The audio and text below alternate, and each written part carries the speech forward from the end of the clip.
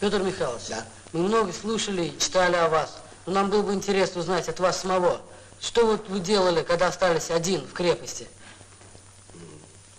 А разве вам там не рассказывали? По-моему, рассказывали.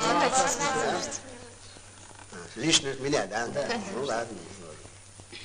Да, ребята, я остался один, в конце концов. Все мои соратники вышли из строя. Если бы еще немного дней, я бы, наверное, тоже умер бы.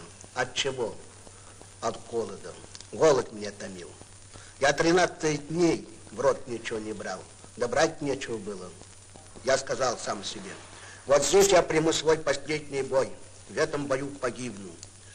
Но прежде чем я погибну, я их еще уложу пару десятков. Потому что я здесь хозяин. На моем распоряжении еще имеется 5 штук гранат, лимонки. Зарядил эти гранаты, ставил капсуля, взял в оба руки по одной штучке и сказал, ну идите, фашист, я готов вас встретить.